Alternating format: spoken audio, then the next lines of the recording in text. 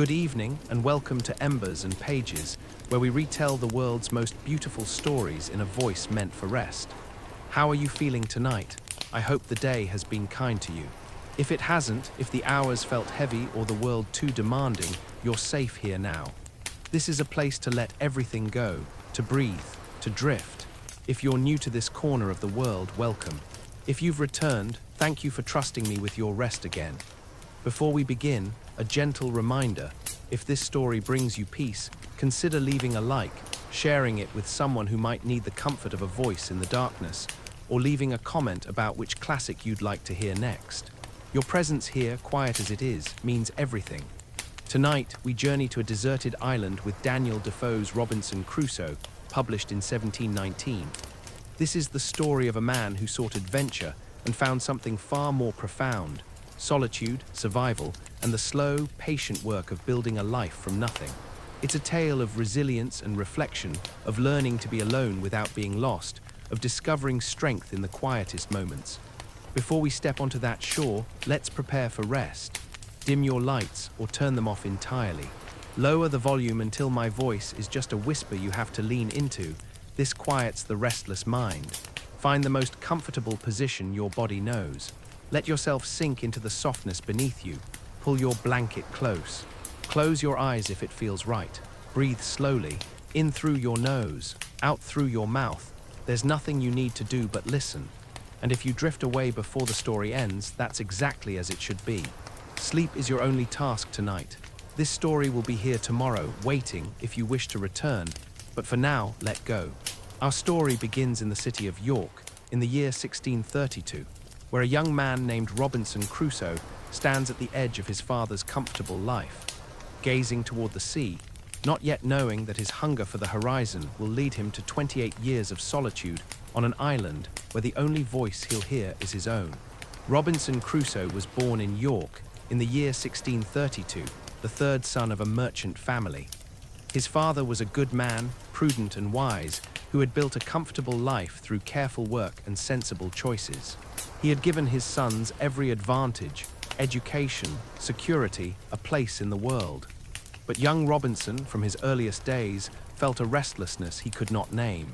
While his brothers pursued respectable trades, Robinson stood at windows and watched ships on the river.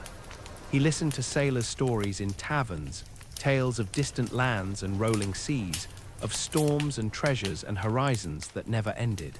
Something in him ached for that vastness. The comfortable life his father offered felt like a cage, however gilded. When Robinson was 18, his father called him into his study. It was a serious conversation, the kind fathers have when they see their sons standing at a crossroads. His father spoke gently but firmly. He told Robinson that the middle station of life was the best, neither too high to invite envy and danger, nor too low to suffer poverty and hardship. He had observed, he said, that the extremes of life were filled with misery, but the middle way offered peace, health, and contentment. Stay here, his father urged. Learn a trade, build a life. The sea is for desperate men and fools. You have everything you need right here. Robinson listened. He nodded. He saw the love in his father's eyes, the genuine concern. But even as he sat there, even as he promised to think carefully about his future, he felt the pull of the ocean like a tide in his blood. It was not rational. It was not something he could explain, even to himself.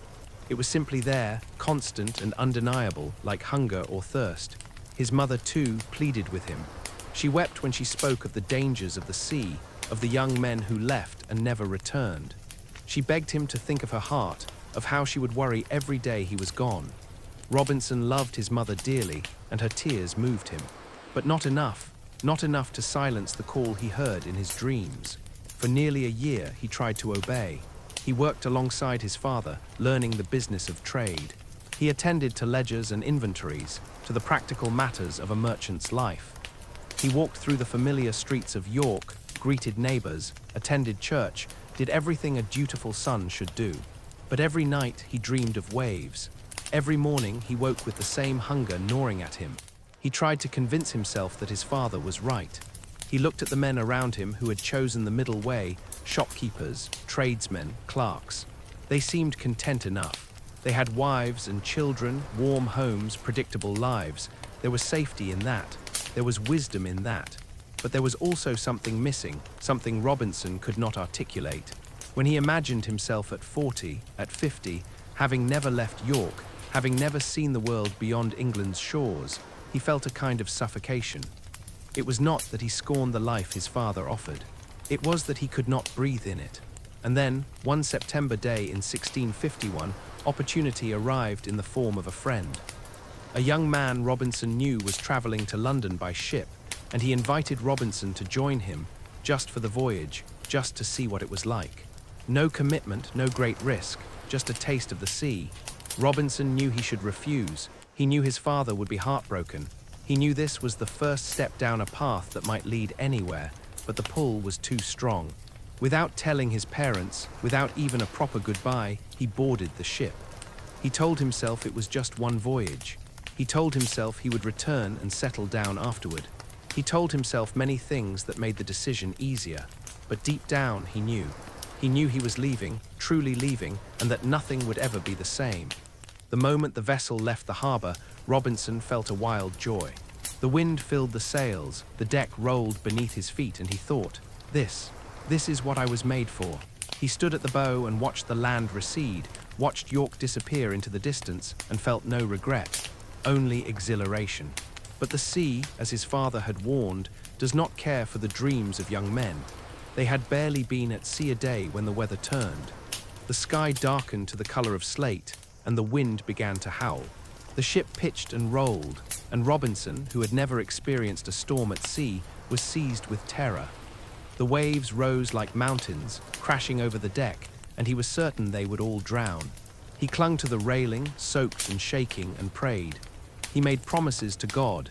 If he survived this, he would go home, he would obey his father, he would never set foot on a ship again. He wept with fear and regret. He thought of his mother's tears, his father's warnings, and he understood in that moment of terror that they had been right. He had been a fool. The storm raged for hours. The ship creaked and groaned, and Robinson was sick with fear and seasickness both. He had never known such misery. He had never felt so small, so helpless, so utterly at the mercy of forces beyond his control. But the storm passed. The ship limped into harbor, damaged but afloat, and Robinson stood on solid ground again, pale and trembling. His friend laughed at his fear, called him a coward, said every sailor faced such storms. But Robinson could not laugh. He felt the weight of his broken promise to his father, the foolishness of his choice. For a few days he considered going home. He imagined his father's relief, his mother's tears of joy. He could still return, still build the life they had wanted for him.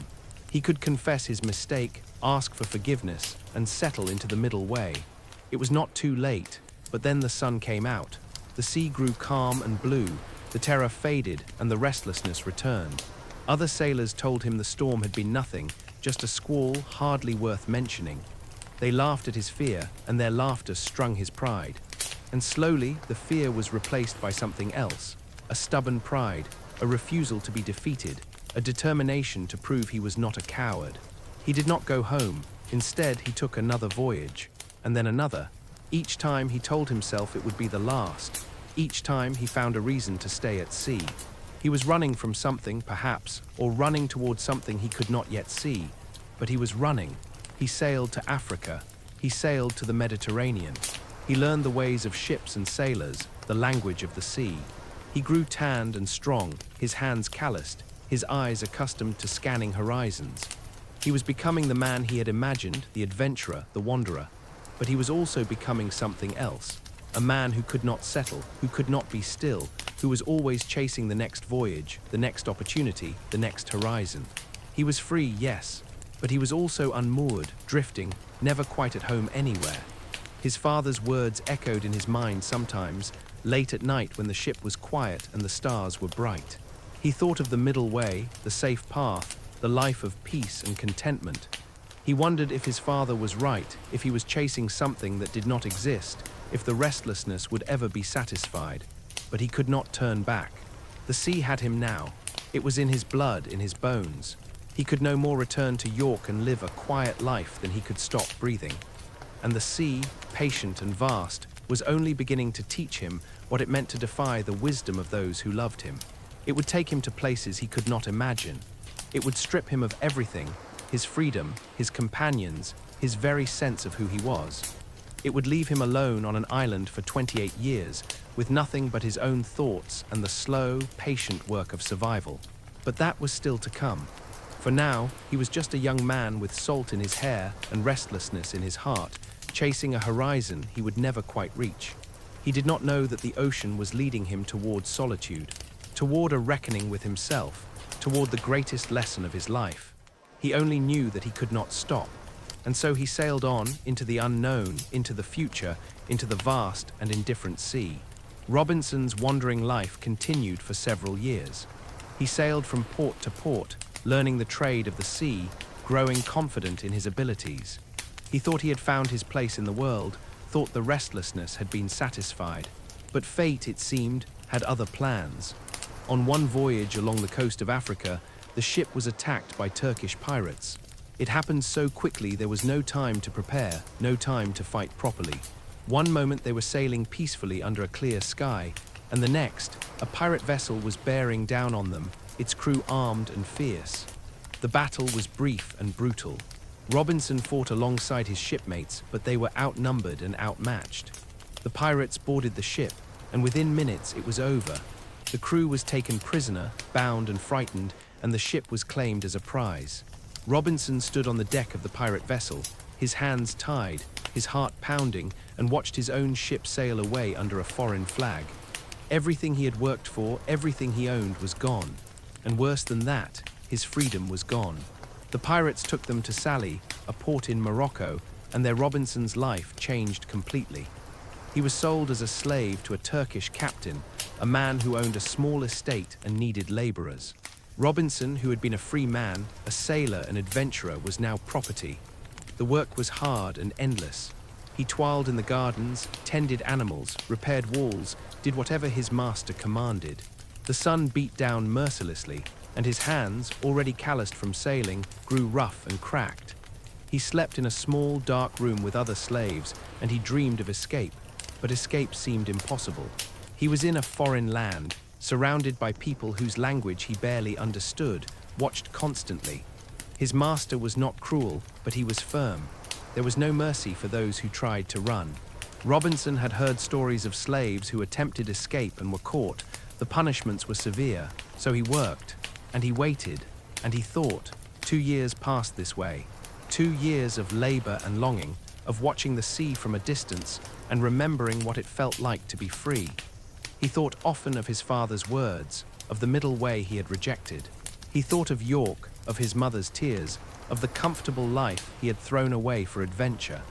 And he wondered if this was his punishment, if God had allowed him to fall into slavery to teach him the cost of disobedience. But even in slavery, Robinson's mind remained sharp. He observed everything. He learned the language, the customs, the rhythms of his master's household. He made himself useful, indispensable even, and he waited for an opportunity. It came, finally, in an unexpected way. His master enjoyed fishing, and he often took Robinson and a young boy named Zuri out to sea in a small boat to catch fish for the household. Robinson was a skilled sailor, and his master trusted him to handle the boat. These fishing trips were the only times Robinson felt truly alive, the only times he could breathe the salt air and feel the rocking of the waves beneath him. One day his master sent them out alone, just Robinson and Zuri and another servant, to catch fish for a feast. It was a longer trip than usual, and they were given provisions for several days. Robinson's heart began to race as he realized what this meant. This was his chance. He planned carefully. He could not simply sail away. They would be pursued, caught, punished. He needed to be clever. So he suggested to the other servant that they needed more provisions, more ammunition for hunting seabirds. He made a show of preparing for a longer voyage, storing extra food and water in the boat without arousing suspicion. And then, when they were far enough from shore, when the land was just a line on the horizon, Robinson made his move. He told the other servant to fetch something from below deck, and when the man turned his back, Robinson pushed him overboard. It was not done with cruelty, but with cold necessity. The man could swim, and they were close enough to shore that he would survive, but he would not be able to stop them. Zuri, the young boy, stared at Robinson in shock. Robinson turned to him and spoke gently but firmly. "Zuri," he said, "you must choose. You can be faithful to me, and I will make you a free man and treat you well. Or you can resist, and I will throw you into the sea as well. What will it be?" Zuri, who was perhaps 14 or 15, looked into Robinson's eyes and saw the desperation there, the determination. And perhaps he saw something else too, a chance for freedom, for a different life. He nodded. "I will be faithful to you," he said. "I will go with you to the end of the world." And so they sailed. Robinson turned the boat south, away from Sally, away from his master, away from slavery. He had no clear plan, no destination in mind. He only knew he had to get as far away as possible before they were missed. They sailed for days, keeping close to the coast, but far enough out to avoid being seen. They caught fish and birds for food, rationed their water carefully. Zuri proved to be a loyal and capable companion, and Robinson felt a growing affection for the boy. They were both fugitives now, both seeking freedom. But the coast of Africa was dangerous. There were wild animals, hostile tribes, and the ever-present threat of being recaptured. Robinson knew they could not survive long on their own. They needed help, needed to find a friendly ship, a port where they could start over. After many days of sailing, they spotted a Portuguese ship in the distance. Robinson's heart leaped. The Portuguese were not enemies, not slavers. They might help. He steered the boat toward the ship and hailed them desperately. The captain of the Portuguese vessel was a kind man, a trader on his way to Brazil. He listened to Robinson's story with sympathy and offered to take them aboard. Robinson was overwhelmed with relief and gratitude. He offered the captain everything he had, the boat, the provisions, even Zuri, if the captain would take them to safety. The captain refused to take Zuri as a slave, but agreed to take him as a servant, promising to free him after 10 years if he converted to Christianity. It was not perfect, but it was better than slavery in Morocco.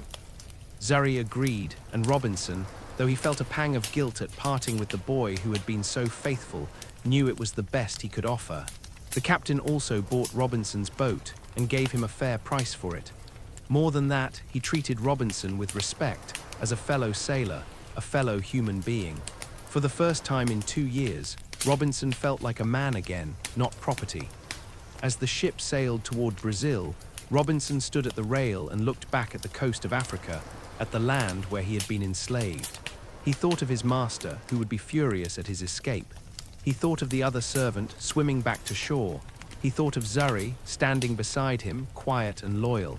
And he thought of freedom, how precious it was, how easily it could be lost, how far he had been willing to go to reclaim it. He did not know, as the ship carried him toward Brazil, that he was sailing toward another kind of captivity. Not chains and masters, but an island. Not 2 years, but 28. Not slavery to man, but to solitude itself. But for now, he was free. The wind was in his hair, the sea was beneath him, and the future, whatever it held, was his own again. The Portuguese captain was true to his word. When the ship arrived in Brazil, he helped Robinson establish himself in this new land. Brazil was a place of opportunity, a colony where a man with ambition and willingness to work could build something from nothing. The captain introduced Robinson to other settlers, helped him understand the local trade, and even gave him gifts to help him start his new life. Robinson, with the money he had earned from selling his boat and with the captain's assistance, bought a small piece of land near the coast. It was not much, just a plot of earth and the promise of what it could become. But to Robinson, who had been a slave just weeks before, it felt like a kingdom. He began to plant tobacco and sugarcane, the crops that thrived in Brazil's rich soil and warm climate. The work was hard, far harder than he had imagined. He had to clear the land himself, cut down trees, pull up roots, prepare the soil. His hands blistered and bled. His back ached. The sun was relentless and the insects were maddening. But there was something deeply satisfying about it. For the first time in his life, Robinson was building something that was truly his. Not his father's business, not a ship that belonged to someone else, but his own land, his own future. Every seed he planted was an investment in tomorrow. Every drop of sweat was a step toward prosperity. He lived simply at first, in a small hut he built with his own hands. He ate plain food, wore plain clothes, and saved every penny he could. He watched other planters around him, learned from their successes and their mistakes. He was patient and careful, and slowly his plantation began to grow. The first year was the hardest. He worked from dawn until dusk, every single day. There were no holidays, no rest, no relief from the labor. His body grew lean and strong, his skin darkened by the sun. He learned to read the weather, to understand the soil, to coax life from the earth. He made mistakes, crops that failed, tools that broke, plans that went awry. But he learned from each failure and tried again. After 2 years, his tobacco crop was thriving. He sold it for a good price and used the money to buy more land, more seeds, more tools. He hired a few laborers to help with the work, and his plantation expanded. He built a better house with proper walls and a roof that did not leak. He bought furniture, simple but sturdy. He began to look like a man of substance. After 4 years, he was prosperous. Not wealthy, not yet, but comfortable.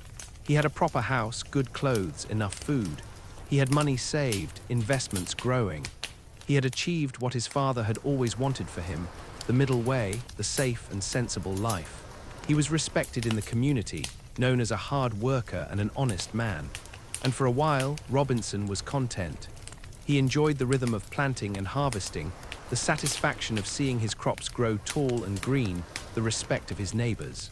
He attended church on Sundays, made friends among the other settlers, and began to think about the future. Perhaps he would marry, have children, grow old on this land he had built with his own hands. He wrote letters to his family in England, telling them of his success. He imagined his father reading those letters, imagined the pride and relief in his eyes. Perhaps, Robinson thought, he had finally proven himself. Perhaps he had finally found the place where he belonged. But then, slowly, the old restlessness began to stir. It started as a whisper, a small voice in the back of his mind. He would be working in the fields, and suddenly he would think of the sea. He would be sitting on his porch in the evening, watching the sun set, and he would remember the feeling of standing on a ship's deck, watching the horizon stretch endlessly before him. He looked around at his plantation, at the life he had created, and felt a familiar emptiness. It was a good life, a safe life, but it was also ordinary, predictable. He knew what tomorrow would bring, and the day after that, and the day after that. The same work, the same routine, the same slow accumulation of wealth and comfort, and he could not bear it. He tried to ignore the feeling. He threw himself into his work, took on new projects, expanded his plantation even further. He told himself he was being ungrateful, that he should be thankful for what he had. He reminded himself of the years of slavery, of the hardship and fear. He had everything he had ever wanted. Why was it not enough? But the restlessness did not listen to reason. It never had. He began to think about the sea again. He missed the adventure, the uncertainty, the thrill of not knowing what tomorrow would bring. He missed the vastness of the ocean, the feeling of being small beneath an endless sky. He missed the camaraderie of sailors, the shared danger, the sense of being alive in a way that planting crops could never match. He knew he was being foolish. He knew he had worked so hard to build this life, to escape slavery, to find security. Why would he risk it all again? What was wrong with him that he could never be satisfied? One day, some of Robinson's fellow planters came to him with a proposal. They wanted to send a ship to Africa to buy slaves for their plantations. It was a common practice, though a grim one. The plantations needed labor, and the slave trade was how they got it. They needed someone to go on the voyage, someone they could trust, someone who knew the sea and the African coast. They offered Robinson a share of the profits if he would go. He would not have to pay for the voyage. They would cover all the costs. He would simply go, help negotiate the purchase of slaves, and return. It would take a few months, perhaps, and he would come back wealthier than before. His plantation would be waiting for him, managed by trusted friends. Robinson knew he should refuse. His plantation was doing well. He did not need the money. And the voyage was dangerous. He knew that better than anyone. He had been captured by pirates on the African coast before. He had been enslaved. He knew what could happen. But the offer was tempting, not for the money, though that was part of it, but for the voyage itself. For the chance to be at sea again, to feel the wind and the waves, to escape the routine of planting and harvesting. For the chance to feel alive again. He thought about it for days. He weighed the risks and the rewards. He walked through his plantation, looking at everything he had built, and tried to imagine leaving it behind, even temporarily. He thought of his father's warnings all those years ago. He thought of the middle way, the safe path. And he thought of the sea. In the end, the restlessness won. It always did. He agreed to go. He made arrangements for his plantation to be managed in his absence. He gave detailed instructions to his overseer, ensured that everything would continue smoothly while he was gone. He said goodbye to his friends and neighbors, assuring them he would return soon, that this was just a brief voyage, a business opportunity. But even as he said it, he felt a strange unease, a sense that he was making a terrible mistake, a whisper in his mind that sounded like his father's voice, warning him, pleading with him to stay. He ignored it. He boarded the ship with a mixture of excitement and apprehension. As the vessel left the harbor and Brazil receded into the distance, Robinson stood at the rail and watched the land disappear. He thought of his plantation, his house, the life he was leaving behind. He thought of all the work he had done, all the years of labor and patience. And he wondered, not for the first time, why he could never be satisfied. Why he always had to chase the next horizon, the next adventure. Why he could never simply be still. The sea stretched out before him, vast and indifferent. The ship rocked gently beneath his feet. The wind filled the sails, and Robinson felt, as he always did at the beginning of a voyage, that wild, reckless joy. He did not know that this voyage would be his last. He did not know that the sea, which had given him so much, freedom, adventure, purpose, was about to take everything away. He did not know that he was sailing toward a storm that would shatter his ship and leave him alone on an island for 28 years. He only knew that he could not stay in one place. That the restlessness was stronger than reason, stronger than fear, stronger than all the wisdom of those who loved him. And so he sailed once more into the unknown, into the future, into the vast and patient sea that had been waiting for him all along. The voyage began well enough. The ship was sturdy, the crew experienced, and the weather fair. They sailed north along the coast of Brazil, then turned east toward Africa. Robinson settled into the familiar rhythms of life at sea, the watch rotations, the meals, the endless work of maintaining the ship. He felt at home again, felt the restlessness quiet in his chest. But the sea, as he should have known by now, is not a place that rewards complacency. They had been at sea for 12 days when the weather began to change. The sky, which had been clear and blue, turned grey and heavy. The wind picked up and the waves grew larger. The captain ordered the crew to prepare for a storm, to secure everything that could be secured, to reef the sails and batten down the hatches. Robinson had been through storms before. He knew the routine, knew the danger, but there was something different about this one.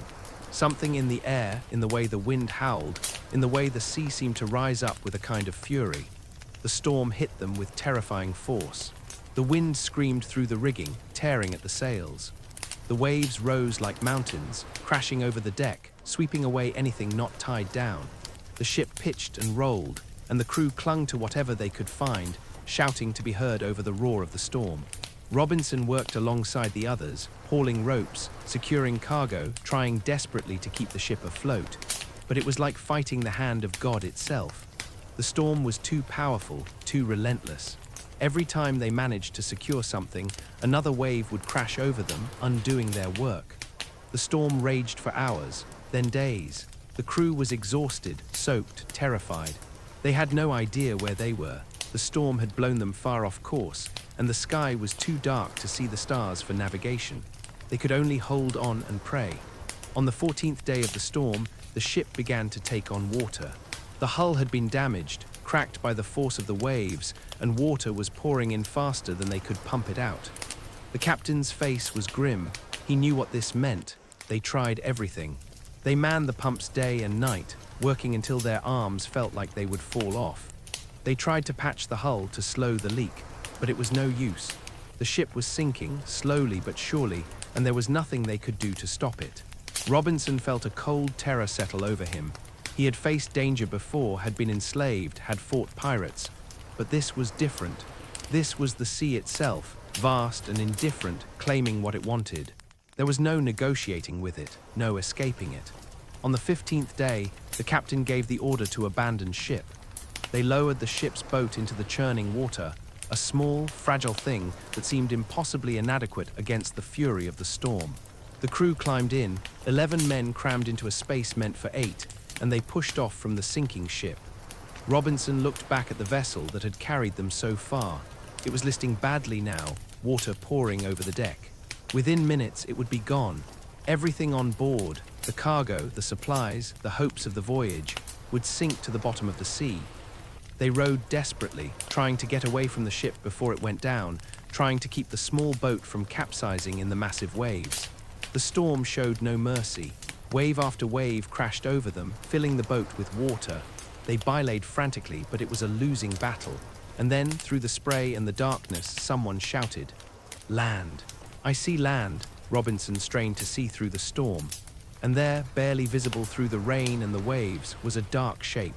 An island, or perhaps just a rock.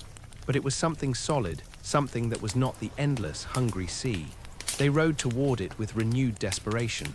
The waves pushed them, pulled them, threatened to dash them against the rocks. But they rowed, every man putting everything he had into it, knowing it was their only chance. They were close, so close, when a massive wave rose up behind them. Robinson saw it coming, saw the wall of water towering over them, and he knew. He had just enough time to take a breath before the wave crashed down. The boat was torn apart like paper. Robinson was thrown into the water, tumbling, spinning, unable to tell which way was up. The sea filled his mouth, his nose, his lungs. He fought to reach the surface, but the current was too strong. It pulled him down, down into the cold darkness. He thought in that moment that he was going to die, that this was the end, that the sea, which he had loved so much, which had called to him all his life, was finally claiming him. But then his feet touched something solid, sand, the bottom, and with the last of his strength he pushed up, broke the surface, gasped for air. Another wave hit him, drove him under again, but this time he was ready. He held his breath, let the wave pass and surfaced again. He could see the shore now, just a few yards away.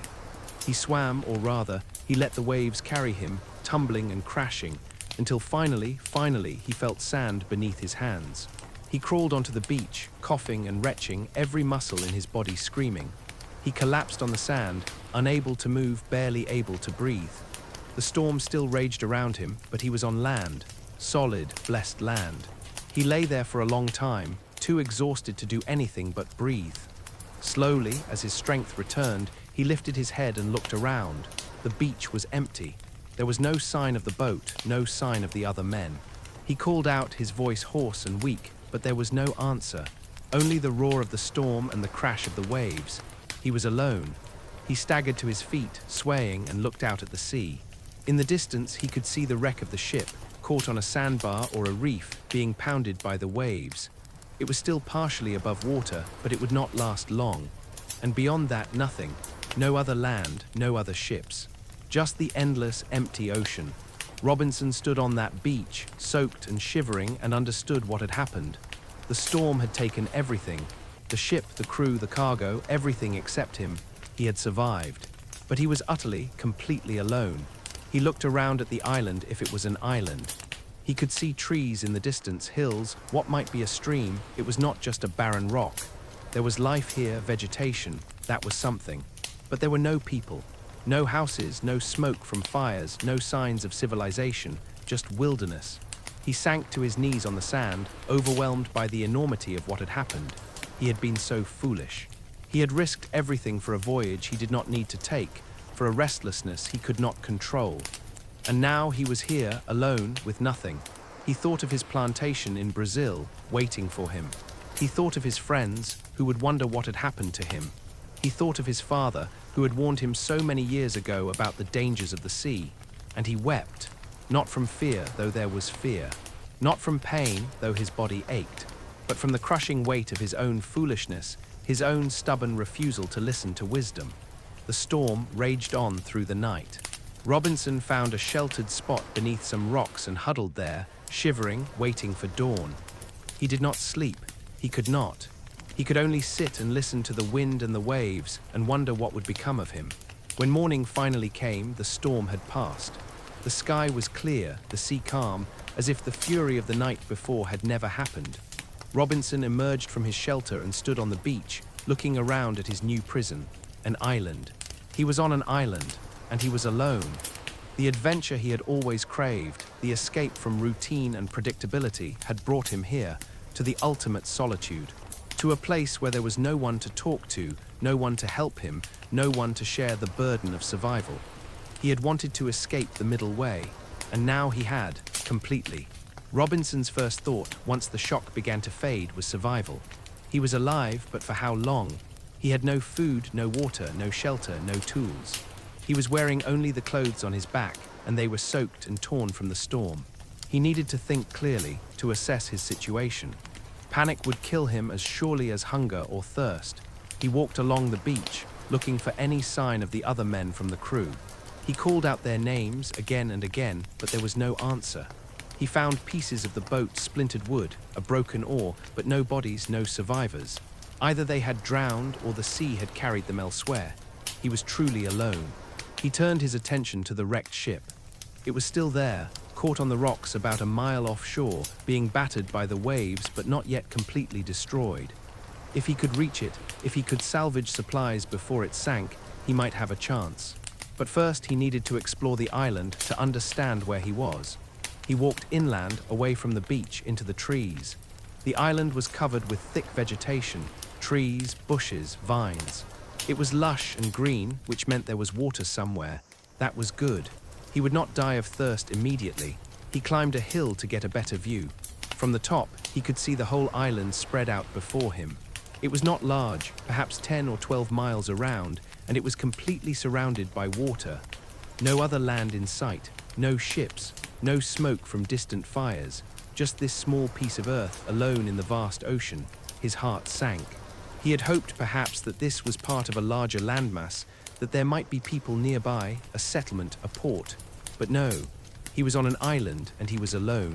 He stood there for a long time, looking out at the endless sea, and felt the weight of his isolation settle over him like a heavy cloak. This was real. This was his life now. There was no rescue coming, no easy escape.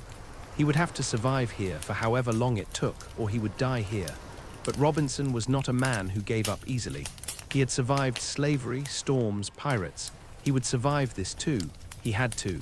He made his way back to the beach and began to plan. The first priority was water. He found a small stream running down from the hills, clear and fresh. He drank deeply, gratefully, and felt some of his strength return. Water was essential, and he had it. That was something. The second priority was shelter. He could not sleep on the beach. It was too exposed, too vulnerable.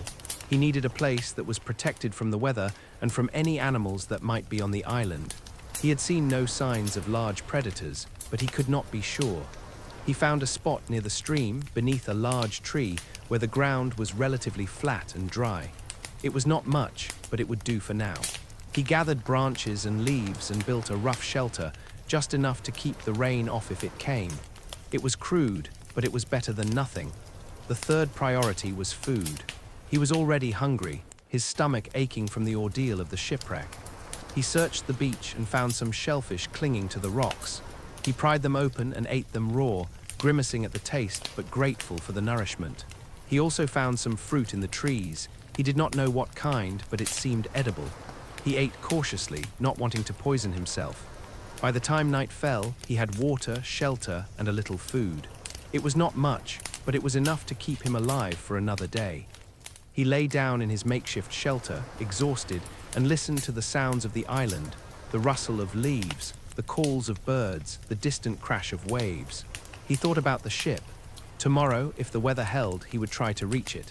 If he could salvage tools, food, weapons, anything useful, his chances of survival would improve dramatically. He slept fitfully, waking often, startled by unfamiliar sounds. But he slept, and when morning came, he was still alive. The sea was calm, almost eerily so after the violence of the storm. Robinson stood on the beach and looked out at the wreck. It was still there, though it had shifted position slightly. He needed to reach it, but he had no boat, no way to get there except to swim. He was a strong swimmer, but a mile was a long distance, and he did not know what might be in the water. But he had no choice. He stripped off his outer clothes, leaving only his breeches, and waded into the sea. The water was cool and clear. He swam steadily, pacing himself, keeping his eyes on the wreck. It took him nearly half an hour, and by the time he reached the ship, his arms and legs were aching. But he made it. He climbed aboard, pulling himself up onto the tilted deck. The ship was a wreck, battered and broken, but it had not sunk completely. Much of the cargo was still there, though waterlogged and ruined. But there were other things, useful things, that had survived. He found tools, axes, saws, hammers. He found rope and canvas. He found nails and spikes. He found a chest of carpenter's tools, miraculously intact. He found muskets and gunpowder, though he would have to dry the powder before it would be usable. He found food, biscuits, dried meat, rice, all stored in barrels that had kept most of the water out. He felt a surge of hope. This changed everything. With these supplies, he could build a proper shelter, hunt for food, defend himself if needed. He could survive, but he could not carry it all back in one trip. He would need to make a raft to ferry the supplies to shore.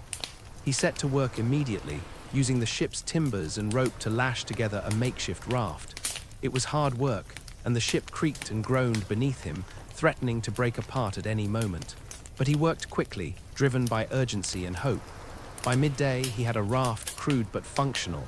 He loaded it with as much as he could carry: tools, food, weapons, canvas.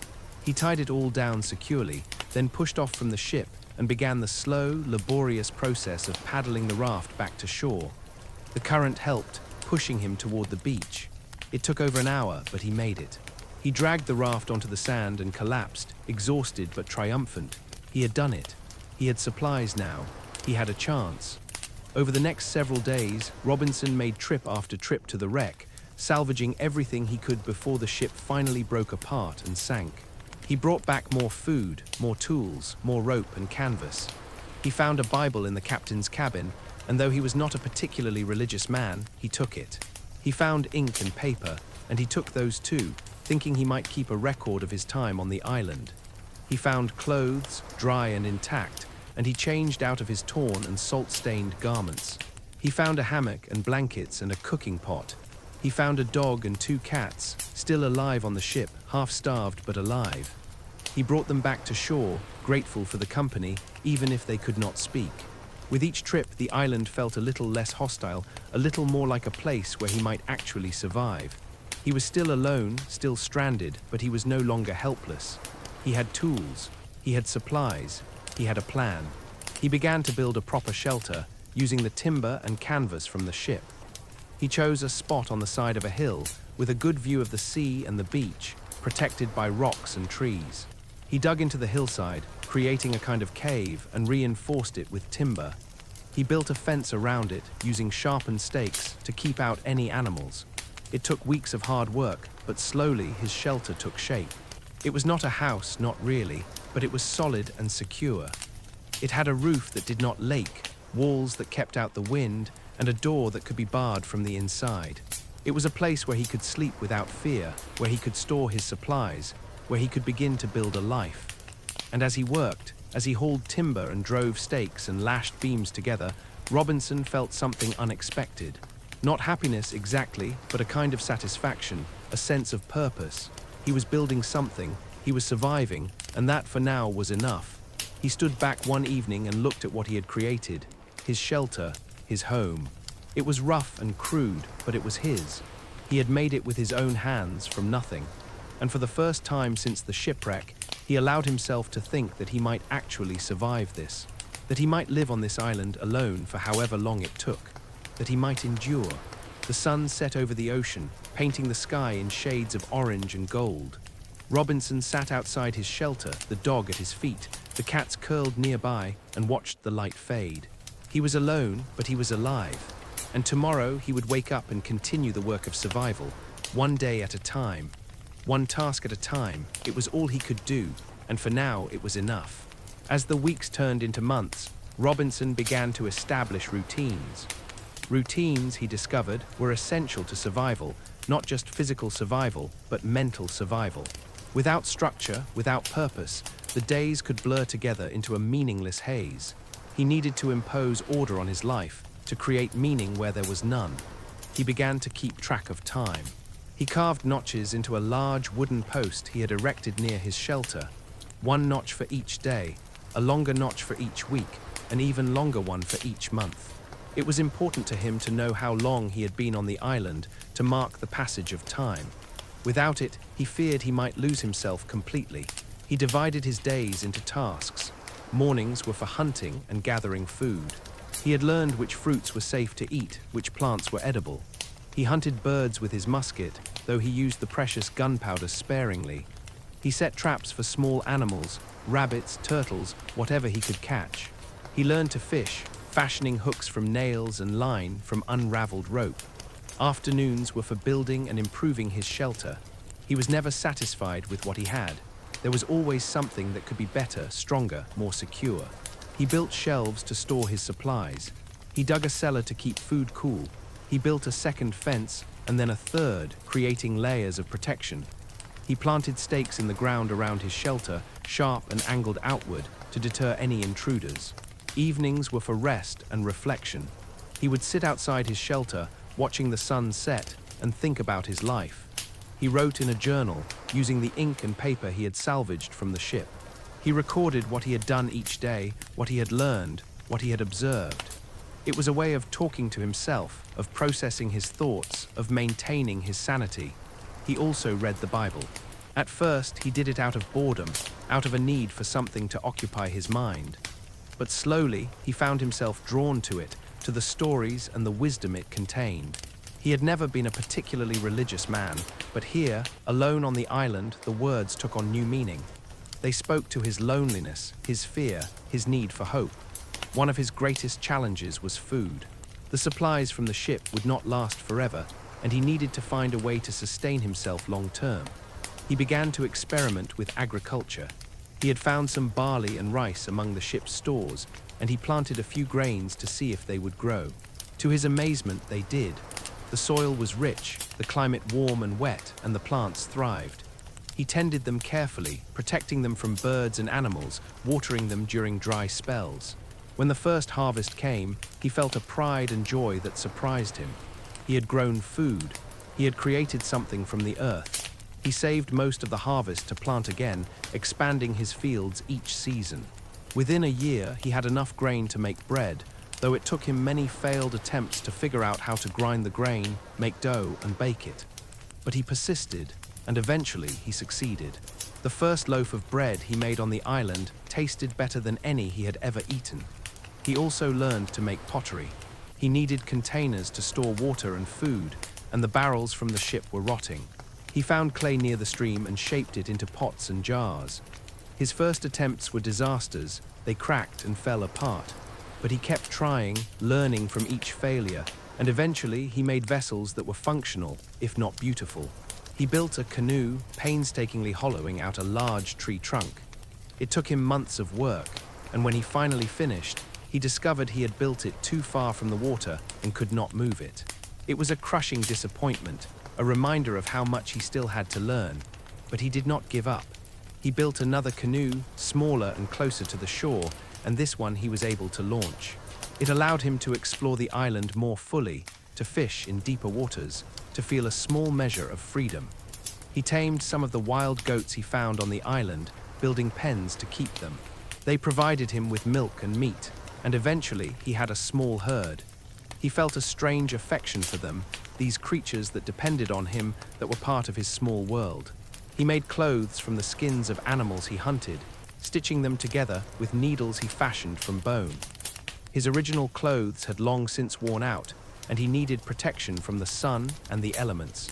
The clothes he made were crude and uncomfortable, but they served their purpose. Every task, no matter how small, was a victory. Every problem he solved, every skill he learned, was proof that he could survive, that he could adapt. He was no longer the restless young man who had defied his father and chased adventure. He was something else now, resourceful, patient, self-reliant, but he was also lonely. Terribly, achingly lonely. The dog and the cats were company, but they could not speak, could not understand him. He talked to them anyway, narrating his days, sharing his thoughts, just to hear the sound of his own voice. He feared that if he stopped speaking, he might forget how. He talked to himself too. He would have conversations, playing both parts, asking questions and answering them. It was a way of maintaining his sanity, of keeping his mind sharp. But it also reminded him, constantly, of how alone he was. He thought often of his life before the island. He thought of his father, and the guilt he felt was almost unbearable. His father had warned him, had begged him to stay, and Robinson had ignored him. And now his father would never know what had happened to him. He would die thinking his son had perished at sea, never knowing that Robinson had survived, that he was alive on this island. He thought of his plantation in Brazil, of the life he had built, and then abandoned for a foolish voyage. He thought of his friends there, who were probably managing his land, wondering if he would ever return. He thought of the wealth he had accumulated, the future he had planned, all of it meaningless now. He thought of England, of York, of the comfortable life he had rejected. He thought of the middle way his father had urged him to take, and he understood, finally, the wisdom in it. His father had not been trying to cage him. He had been trying to protect him, to save him from exactly this kind of suffering. But it was too late for regrets. He was here on this island, and he would have to make the best of it. As the first year passed, and then the second, Robinson began to change. The restlessness that had driven him all his life began to fade. There was nowhere to run to, no horizon to chase. He was forced for the first time to be still, to be present, to accept his circumstances. And in that stillness he began to find a kind of peace, not happiness exactly, but acceptance. He could not change his situation, but he could change how he responded to it. He could choose to despair, or he could choose to build, to work, to find meaning in the small tasks of survival. He chose to build. He looked around at what he had created, his shelter, his fields, his pens, his tools, and felt a quiet pride. He had done this. Alone, with nothing but his own hands and his own will, he had built a life. It was not the life he had imagined. It was not the adventure he had sought, but it was his. And that, he was beginning to realize, was enough. The island was no longer a prison. It was his home. And he was no longer a castaway, lost and helpless. He was a survivor, a builder, a man who had learned to endure. The sun set over the ocean, as it did every evening, painting the sky in brilliant colors. Robinson sat outside his shelter, the dog at his feet, and watched the light fade. Tomorrow he would wake and tend his fields.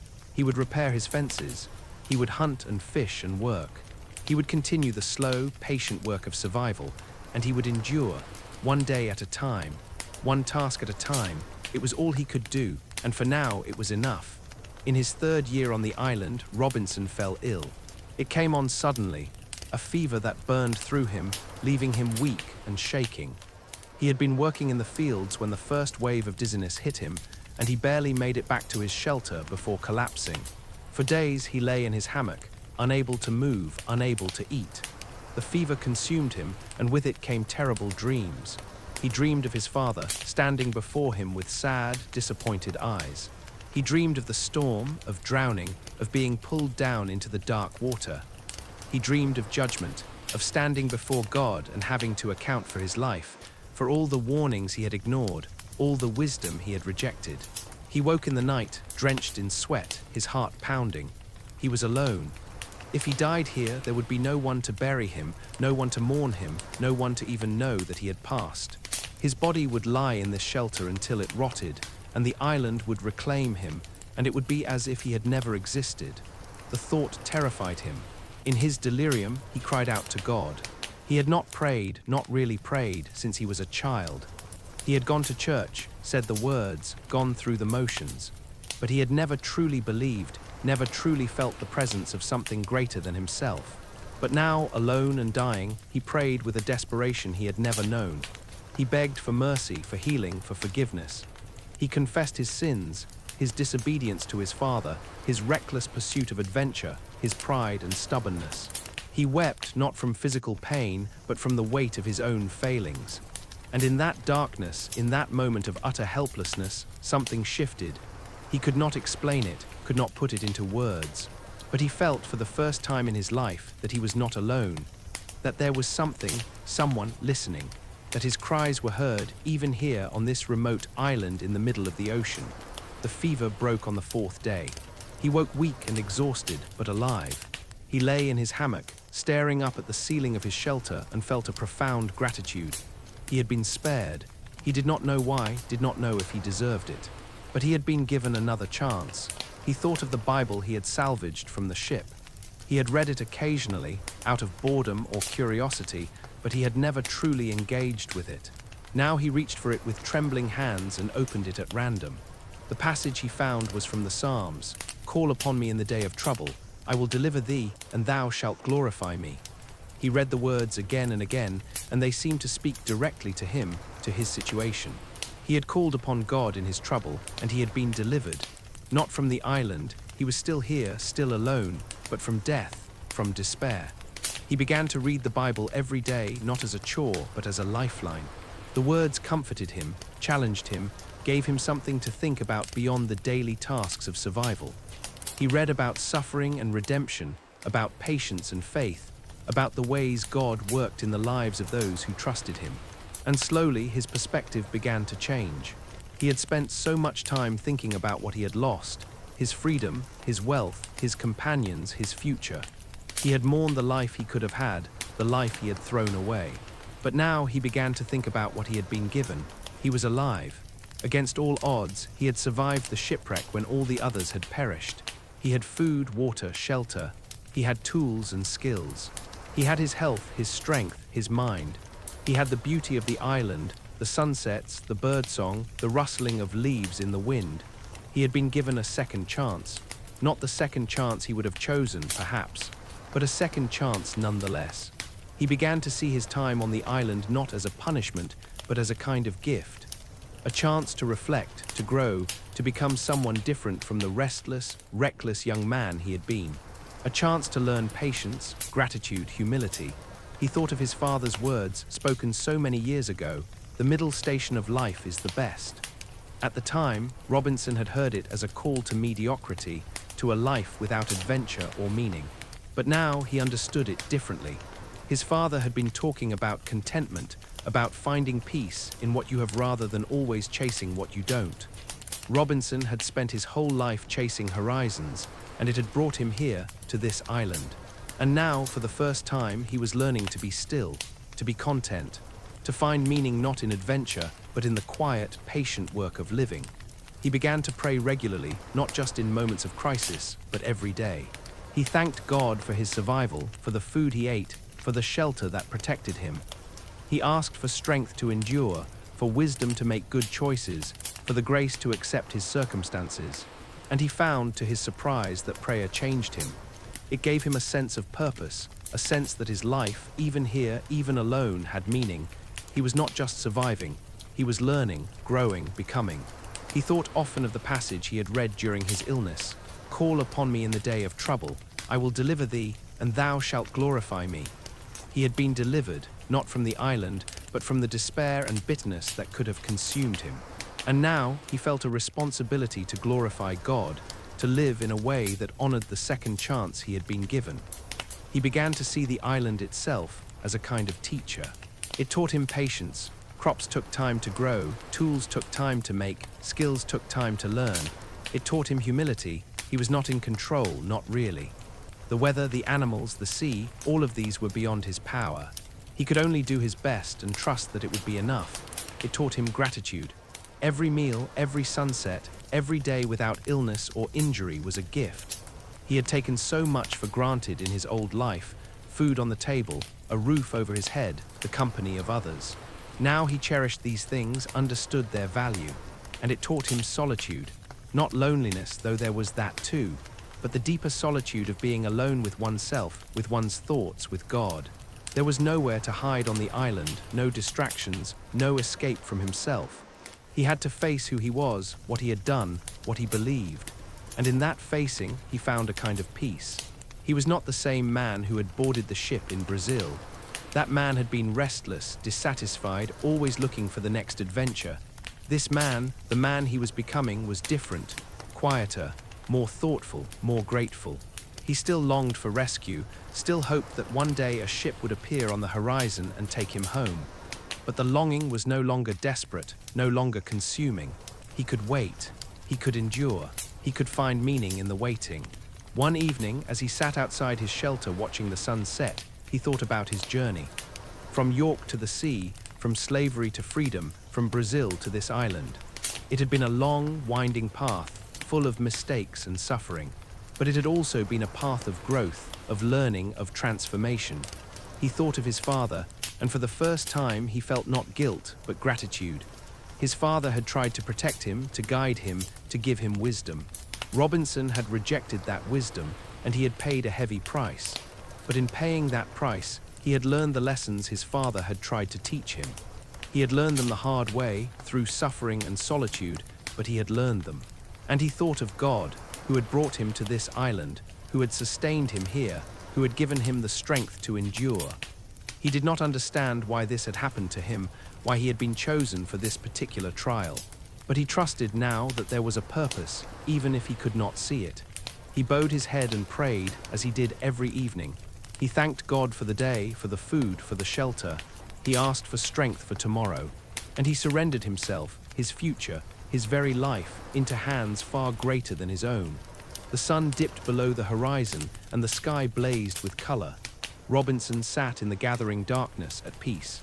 He was alone on an island, thousands of miles from home, with no prospect of rescue. But he was not lost. He was not abandoned.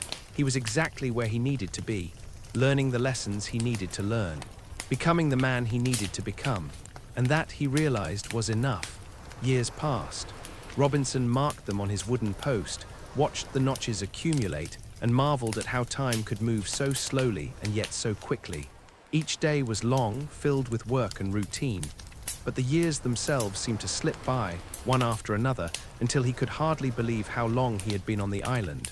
5 years, 10 years, 15 years. He had become a master of his small domain. His fields were productive, his shelter secure, his routines efficient. He knew every corner of the island, every tree and stream and rock. He knew when the rains would come, when the fruit would ripen, when the turtles would lay their eggs on the beach. He had become, in a way, content. Not happy, perhaps. Happiness seemed too strong a word for a life of such solitude. But content. He had learned to find satisfaction in small things. A good harvest, a well-made tool, a peaceful evening watching the sunset. He had also become accustomed to being alone. The loneliness, which had once been a constant ache, had faded to a dull background hum.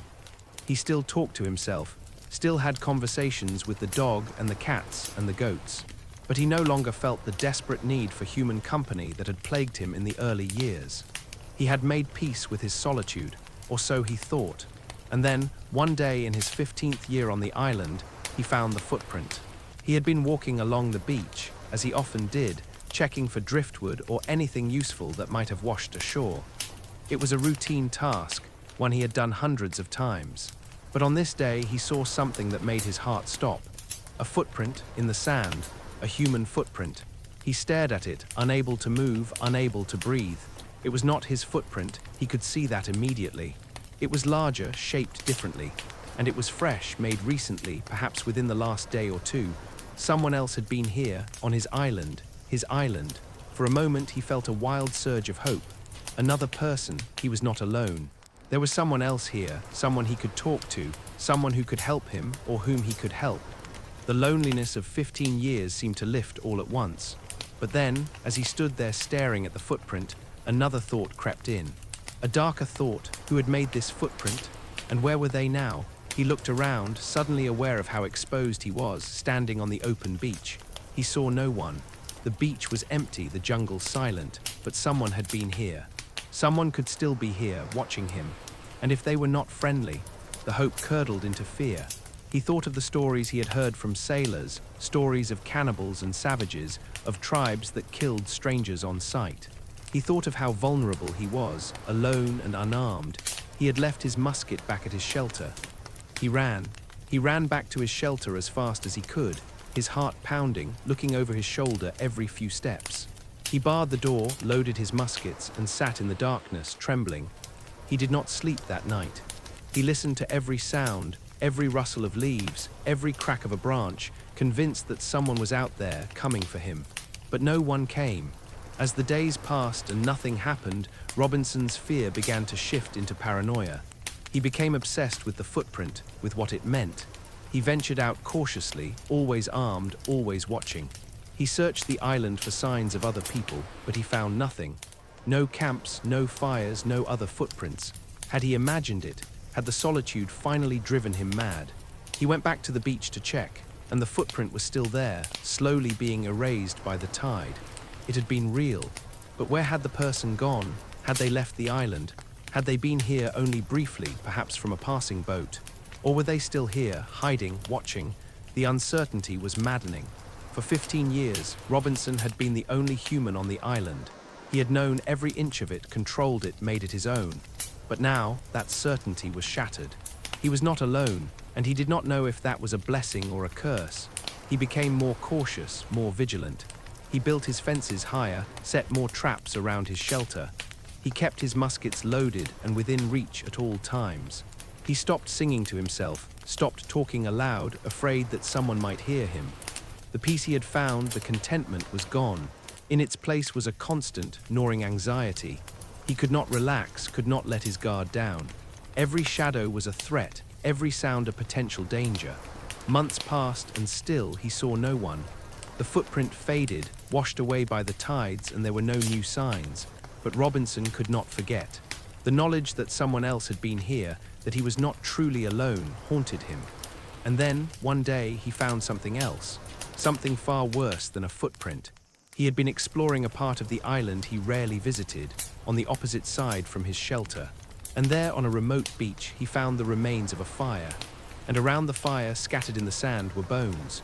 Human bones. He stood there, staring, his stomach churning. The bones were old, picked clean, some of them cracked open. And there were other signs: ashes, charred wood, the remnants of what had clearly been a feast. Cannibals.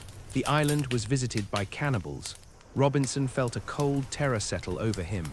He had heard of such things, of tribes that practiced cannibalism, that came to remote islands to perform their rituals. They had been here. They had killed people here, cooked them, eaten them, and they might come back. He fled back to his shelter, his mind racing. He was no longer safe. The island, which had been his refuge, his home, was now a place of danger. The cannibals could return at any time, and if they found him, he could not let them find him. He became even more cautious, even more paranoid. He moved his shelter deeper into the jungle, to a place where it could not be seen from the beach. He stopped lighting fires during the day, afraid the smoke would give him away. He only ventured out when absolutely necessary, and always armed, always watching. He thought about leaving the island, about building a boat and trying to sail to safety. But where would he go?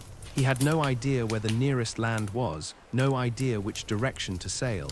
He could end up lost at sea, or worse, captured by the very cannibals he was trying to escape. So he stayed. But he lived in constant fear. Years passed this way. He saw no more footprints, no more signs of the cannibals. But he knew they were out there somewhere. The island was no longer his alone. It was a place he shared, unwillingly, with unseen visitors who could arrive at any moment. The solitude, which had once been his greatest burden, now seemed like a blessing. As long as he was alone, he was safe. As long as no one found him, he could survive. But the fear never left him.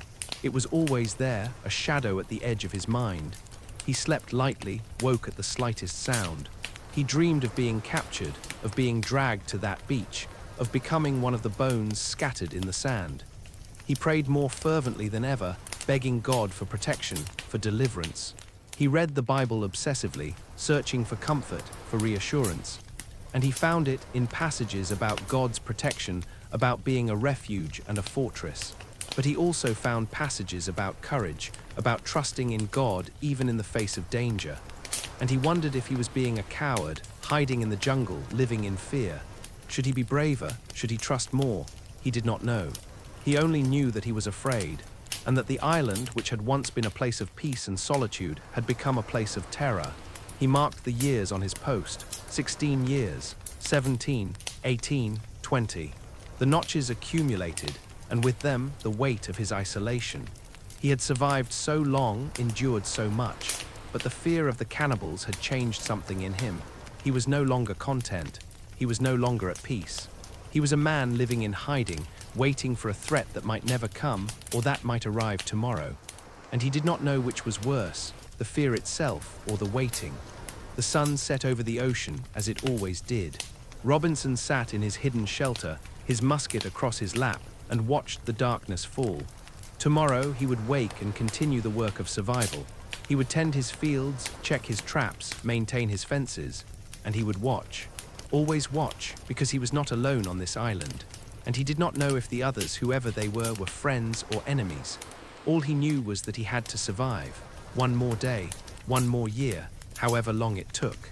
And so he endured, alone but not alone, safe but not safe, living in the shadow of a fear he could not escape. For 2 more years, Robinson lived in constant vigilance. He saw no more signs of the cannibals, but the knowledge that they had been there, that they might return, never left him. He had built his life around avoiding them, around remaining hidden and safe. But then, one morning in his 24th year on the island, he heard something that made his blood run cold. Voices. Human voices, carried on the wind from the direction of the beach. He grabbed his musket and crept through the jungle toward the sound, his heart pounding. He moved slowly, carefully, making no noise. As he drew closer, he could hear them more clearly, shouting, laughing, the sounds of a group of people. He reached the edge of the jungle and peered out through the foliage. And there on the beach he saw them. There were perhaps 20 or 30 men gathered around a fire. They were dark-skinned, nearly naked, carrying weapons, spears and clubs. And they were preparing for something.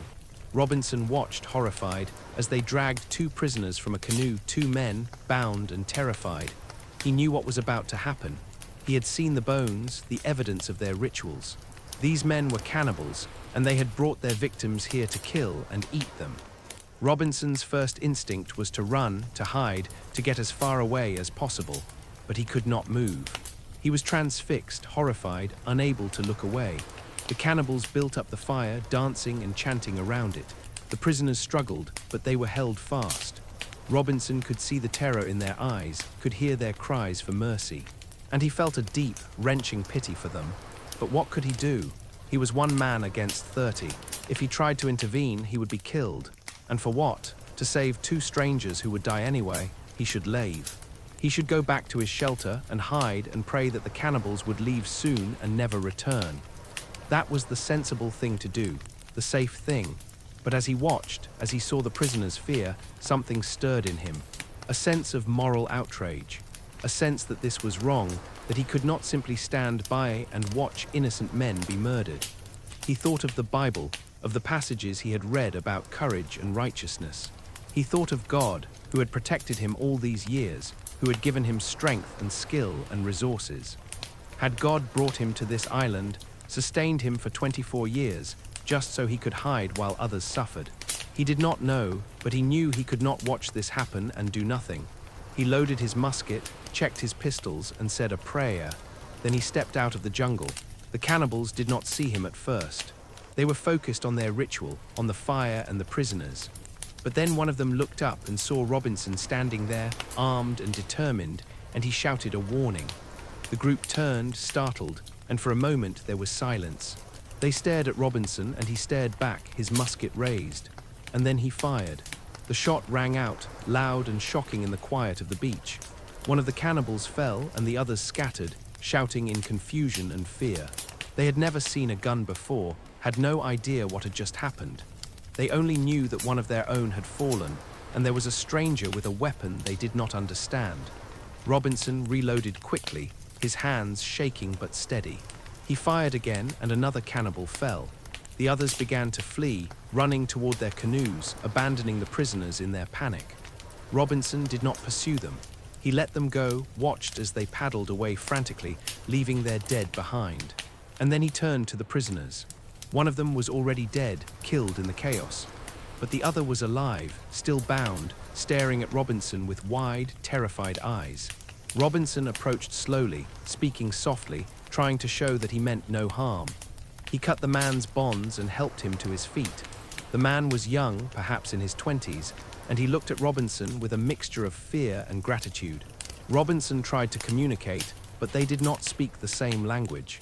He gestured to the jungle, to his shelter, trying to indicate that the man should come with him, that he would be safe. The man hesitated, then nodded. They left the beach together, Robinson leading the way, the young man following. Robinson kept his musket ready, watching for any sign that the cannibals might return, but the beach remained empty. When they reached Robinson's shelter, the young man looked around in amazement. He had never seen anything like it, the fences, the fields, the tools. He looked at Robinson with something like awe. Robinson gave him food and water, and the man ate ravenously, clearly half-starved. As he ate, Robinson studied him. He was strong and healthy, with intelligent eyes. He seemed grateful, but also wary, unsure of what Robinson wanted from him. Robinson did not know what to do with him. He had saved the man's life, but now what? They could not communicate, could not understand each other. And Robinson had lived alone for so long, he was not sure he remembered how to live with another person. But as he watched the young man eat, as he saw the gratitude in his eyes, Robinson felt something he had not felt in 24 years. Hope, not hope of rescue, but hope of companionship. Hope that he might not have to be alone anymore. He pointed to himself and said, "Robinson." Then he pointed to the young man and waited. The man did not understand at first, but Robinson repeated the gesture, pointing to himself and saying his name, then pointing to the man. Finally, the man seemed to grasp what he was asking. He pointed to himself and said something in his own language, a word Robinson could not pronounce. Robinson thought for a moment, then said, "Friday." It was Friday when he had saved the man, and it seemed as good a name as any. The man looked confused, but Robinson repeated it, pointing to him. "Friday," the man nodded slowly, accepting the name. "Friday," he repeated, his accent thick but understandable. Robinson smiled. It was the first time he had smiled in years. "Friday," he said again. "Welcome." Over the following days, Robinson and Friday began to learn to communicate. Robinson taught Friday English words, and Friday taught Robinson words from his own language.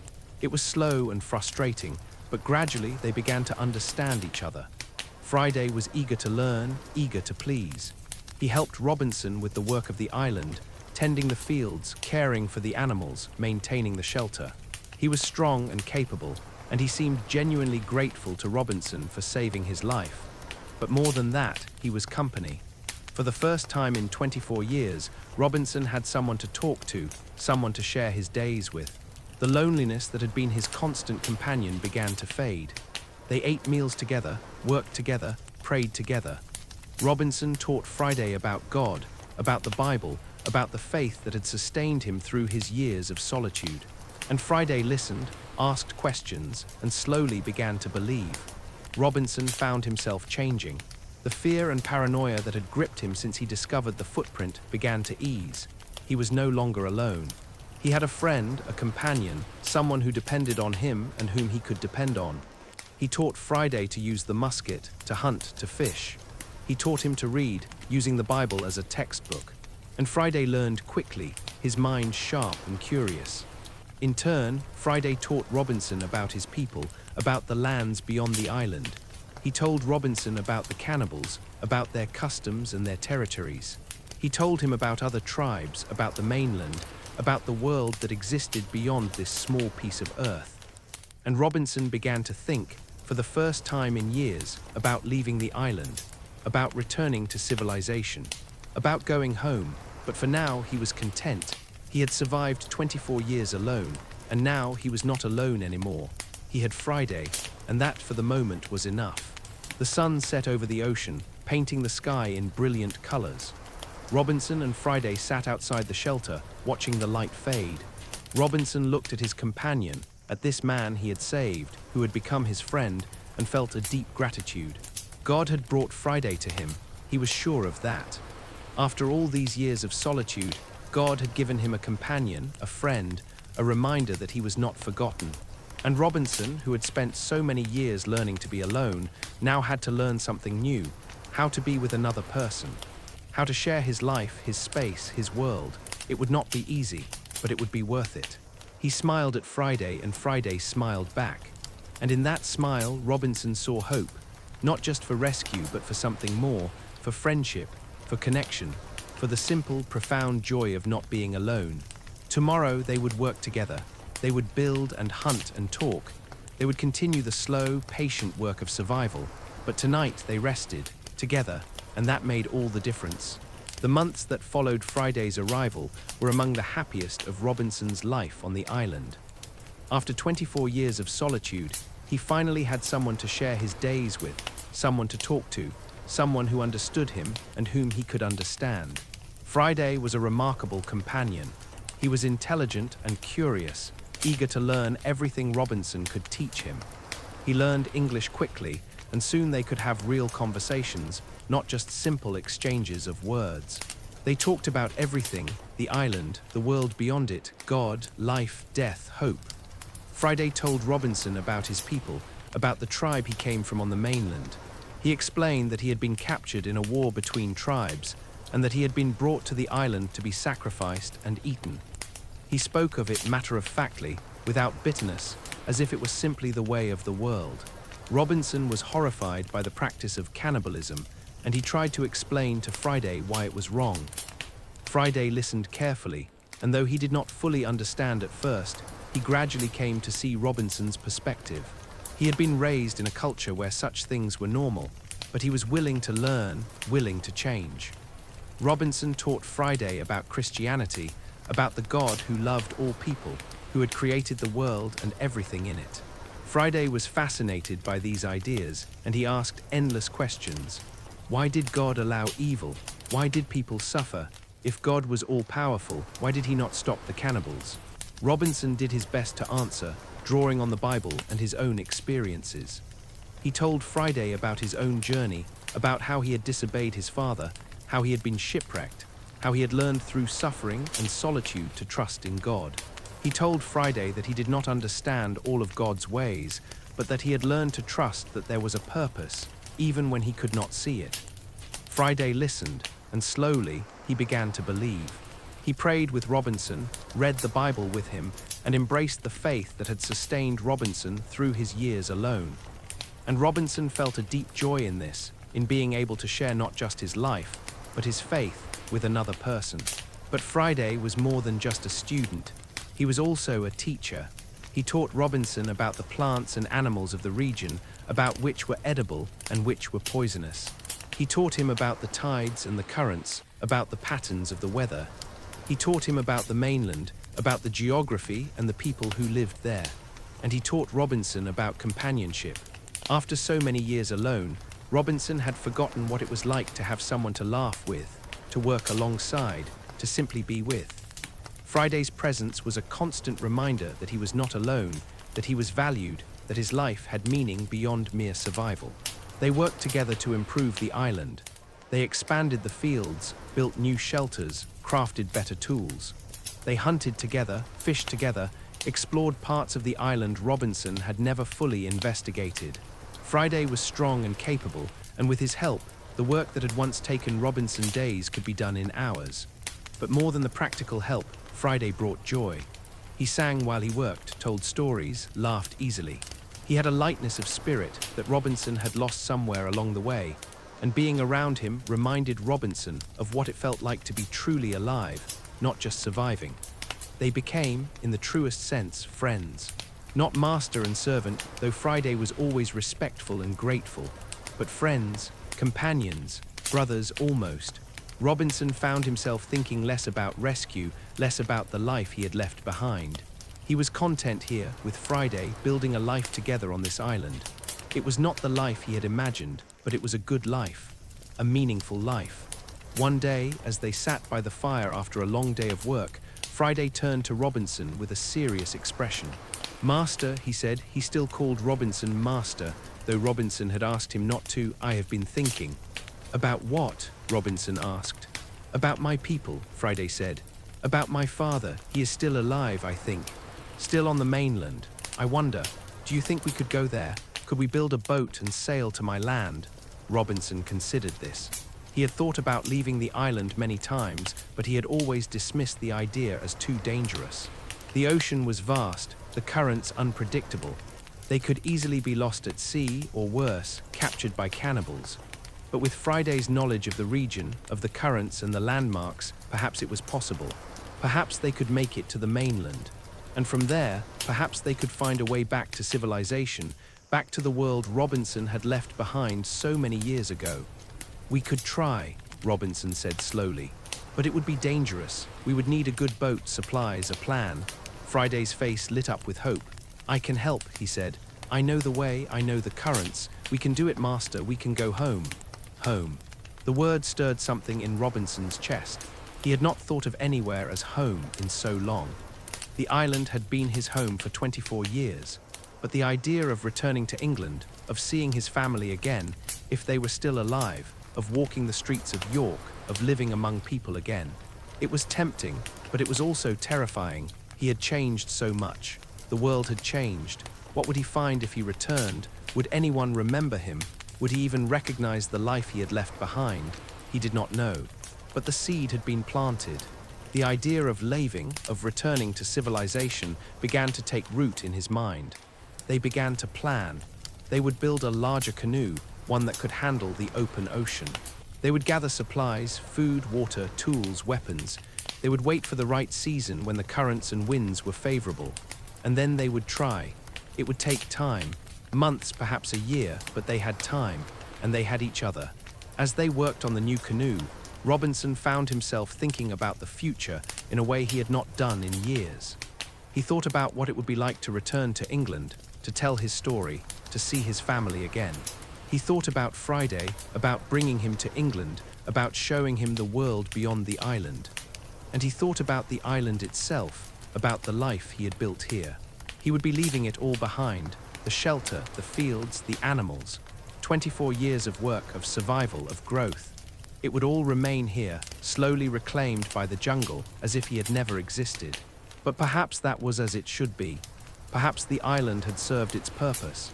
It had taught him what he needed to learn: patience, humility, faith, gratitude.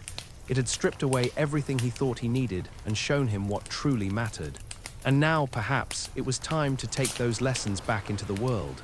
To live differently, to be different, because of what he had learned here. He looked at Friday, working on the canoe with focused determination, and felt a deep affection for this man who had become his friend. God had brought Friday to him, he was sure of that. Not just to save Friday's life, but to save Robinson's as well. To remind him that he was not meant to be alone, that connection and companionship were gifts to be cherished. The sun set over the ocean, as it always did. Robinson and Friday sat by the fire, planning their journey, dreaming of the future. The island, which had been Robinson's prison and his sanctuary, his teacher and his home, stretched out around them in the gathering darkness. Tomorrow they would continue building the canoe. They would gather supplies, make preparations, plan their route. They would work toward the day when they could leave this island and return to the world. But tonight they rested, together. Two men who had found each other in the most unlikely of places, who had become friends in the midst of solitude, who had learned to trust each other and to hope. And that, Robinson thought, was perhaps the greatest gift the island had given him. Not survival, though he had survived. Not skills, though he had learned many, but friendship, connection, the reminder that no man is truly meant to be alone. He smiled at Friday, and Friday smiled back. And in that moment, Robinson felt a peace he had not known in years. He did not know what the future held. He did not know if they would make it to the mainland, if they would ever reach England, if he would ever see his family again. But he knew that he was not alone, and that, for now, was enough. Robinson and Friday worked on their canoe for months, shaping it carefully, making it strong enough to handle the ocean's currents. They tested it in the calmer waters near the island, making adjustments, ensuring it would hold. They gathered supplies, dried meat, grain, water stored in gourds. They prepared for the journey that would take them away from the island and toward the mainland. But before they could leave, the cannibals returned. It was early one morning when Friday heard them. He had sharper hearing than Robinson, attuned to sounds that Robinson had learned to ignore. He grabbed Robinson's arm and pointed toward the beach. "They come," he whispered, his face tense. "Many of them." Robinson felt his heart sink. They had been so close to leaving, so close to escaping, and now this. They crept through the jungle to a vantage point where they could see the beach without being seen. And there, just as Friday had said, were the cannibals. More than Robinson had ever seen before, perhaps 40 or 50 of them, arriving in several canoes. And they had prisoners with them, bound and terrified. Robinson watched, his mind racing. He had saved Friday by intervening once before, but this was different. There were too many of them. If he tried to fight, he and Friday would both be killed. But as he watched, Friday suddenly gripped his arm tighter. "Master," he said, his voice shaking, "that man, the one with the grey hair, that is my father." Robinson looked where Friday was pointing. One of the prisoners was an older man, his hair streaked with grey, his face weathered but strong. He was bound like the others, being dragged toward the fire the cannibals were building. Friday's father, about to be killed and eaten. Robinson looked at Friday and saw the anguish in his eyes, and he knew in that moment that they had no choice. They could not stand by and watch Friday's father die. They had to act. "We'll save him," Robinson said quietly, "but we have to be smart about it. We can't fight them all." They made a plan quickly. They would wait until the cannibals were distracted, focused on their ritual. Then they would attack from two sides, using their muskets to create confusion and fear. They would target the cannibals closest to the prisoners, free them, and then retreat into the jungle before the cannibals could organize a response. It was risky, it was dangerous, but it was their only chance.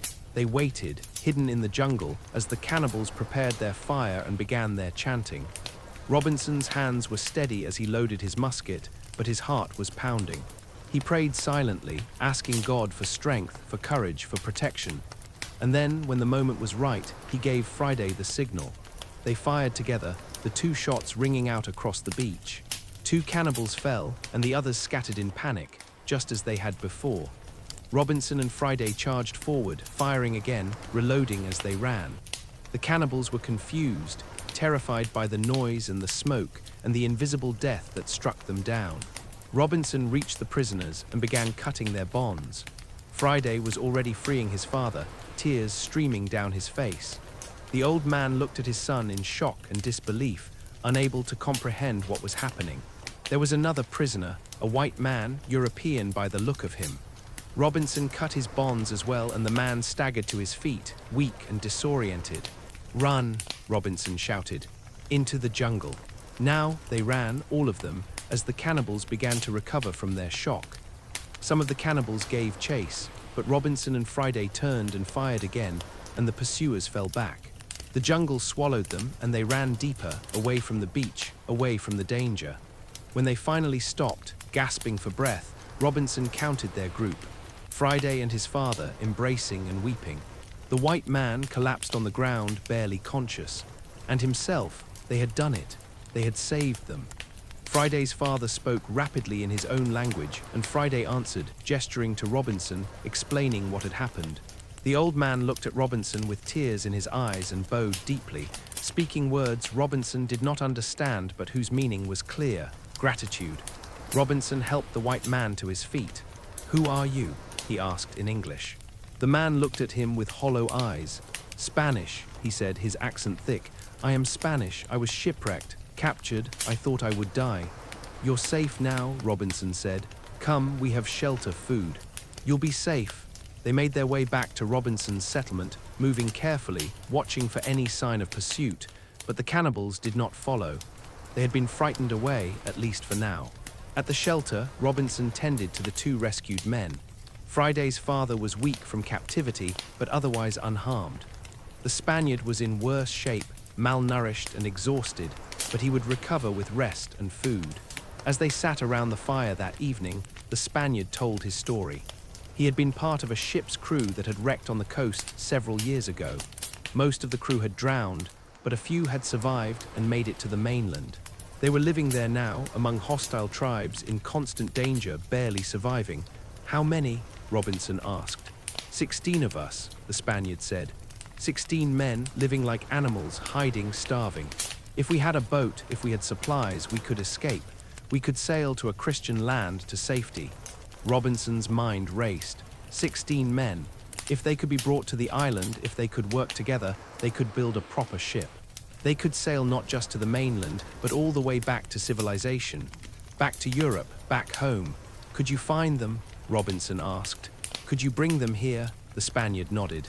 "If you give me a canoe, if you give me supplies, I can go to them. I can bring them back." Robinson looked at Friday's father, at the Spaniard. A plan was forming in his mind, a plan that could change everything. "We'll do it," he said. "We'll send you to the mainland with supplies. You'll bring the others back here. And then together we'll build a ship, a real ship, and we'll sail home." The Spaniard's eyes filled with tears. "You would do this. For strangers. We're not strangers," Robinson said. "We're all castaways. We're all trying to survive to get home. We'll help each other." Over the following weeks, they prepared for the Spaniard's journey. They loaded a canoe with food, water, tools, weapons. Friday's father would go with him to help navigate and to communicate with the tribes on the mainland. It was dangerous, but it was necessary. The day they left, Robinson stood on the beach and watched the canoe disappear into the distance. He felt a mixture of hope and anxiety. If the Spaniard succeeded, if he brought the other survivors back, they would have a real chance of escape. But if he failed, if he was captured or killed, then Robinson and Friday would be alone again, and their hope of rescue would die with him. But Robinson had learned, over his many years on the island, to trust, to have faith, to believe that God had a plan even when he could not see it. He turned to Friday, who stood beside him, watching the canoe. "Do you think they'll make it?" Friday asked. "I don't know," Robinson said honestly, "but I hope so. I pray so." They walked back to the settlement together, back to the life they had built. And they waited for the Spaniard to return, waited for the other survivors, waited for the chance to finally leave the island and return to the world.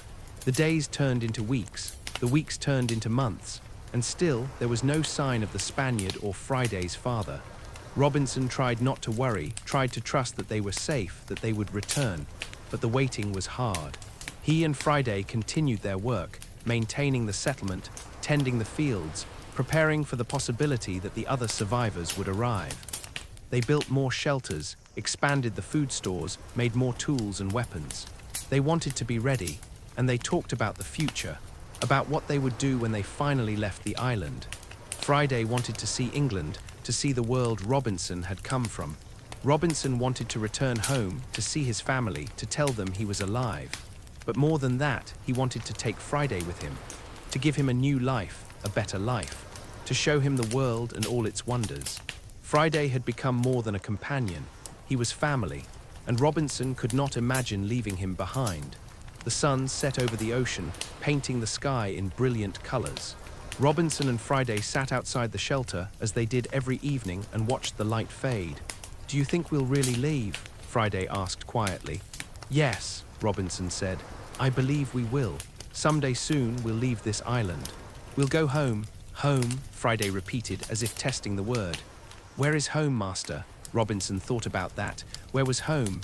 England, where he had been born, Brazil, where he had built a plantation, or here on this island where he had spent most of his adult life. "Home," he said finally, "is wherever we are together, wherever we find peace, wherever we belong." Friday smiled. "Then I am already home," he said. And Robinson, looking at his friend, felt the truth of those words. He was home, not because of the place, but because of the people, because he was not alone. And that, he realized, was what he had been searching for all along. Not adventure, not wealth, not freedom, but connection, belonging, home. The stars came out, one by one, filling the sky with light. And Robinson and Friday sat together in the darkness, waiting for tomorrow, waiting for rescue, waiting for whatever the future would bring. But for tonight, they were home, and that was enough.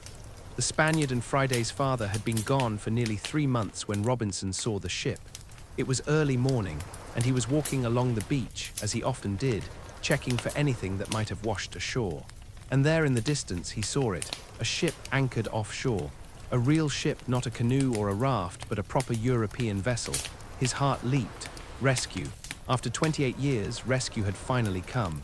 He ran back to the settlement, shouting for Friday. "A ship! There's a ship!" Friday came running, and together they hurried to a vantage point where they could see the ship more clearly. It was flying an English flag, an English ship. Robinson felt tears spring to his eyes. He was going home. After all these years, he was finally going home, but then Friday pointed to the beach. "Master, look." Robinson looked and saw that a boat had been lowered from the ship. It was rowing toward the shore, carrying perhaps a dozen men. And as it drew closer, Robinson could see that something was wrong. Some of the men were bound, and the others were armed, holding them at gunpoint. This was not a rescue. This was something else. Robinson and Friday hid in the jungle and watched as the boat reached the shore. The armed men dragged 3 prisoners out of the boat and onto the beach. One of them, clearly the leader, was well dressed, like a ship's captain. The others looked like officers or crew. The armed men were rough and cruel, shouting at the prisoners, striking them. And Robinson understood what he was seeing. This was a mutiny. The armed men had taken over the ship, and they were marooning the captain and his loyal crew on the island. Robinson's mind raced. If the mutineers left the captain here and sailed away, then Robinson would be no better off than before. He would still be stranded, with no way to leave. But if he could help the captain, if they could retake the ship together, then he would have his rescue. He turned to Friday. "We're going to help them," he said, "but we have to be careful. We need to know more first." They watched as the mutineers argued among themselves. Some wanted to kill the captain and his men immediately. Others wanted to leave them on the island to die slowly. The captain, to his credit, stood tall and defiant, refusing to beg or plead. Finally, the mutineers decided to leave them. They would maroon the captain and his officers on the island and sail away. It was a death sentence, just a slower one. The mutineers got back in their boat and rowed away, leaving the 3 men standing on the beach, watching the ship in despair. Robinson could see the defeat in their postures, the hopelessness. They thought they were going to die here. Robinson waited until the mutineers were out of sight, then stepped out of the jungle, his musket in hand. Friday followed, also armed. The 3 men spun around, startled and frightened. They stared at Robinson and Friday as if they were ghosts. Who are you?" the captain stammered. "My name is Robinson Crusoe," Robinson said. "And this is my island. You're not alone here." The captain's eyes widened. You're English?" "I am," Robinson said. "And I've been stranded here for 28 years. But if you're willing to help me, I think we can help each other." He explained the situation quickly. He would help the captain retake his ship, but in return, the captain would take Robinson and Friday back to England. The captain agreed immediately, desperately grateful for any chance to reclaim his vessel. Robinson questioned the captain carefully. How many mutineers were there? 26, the captain said. How many were truly loyal to the mutiny's leader? Perhaps 10 or 12. The rest were followers, men who had gone along out of fear or greed, but who might be persuaded to switch sides. And how many men had stayed on the ship? 5 or 6, the captain thought, to guard the vessel and the remaining crew who had been imprisoned below deck. Robinson formulated a plan.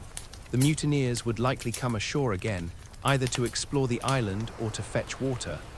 When they did, Robinson and his group would ambush them, capture as many as possible, and convince the rest to surrender.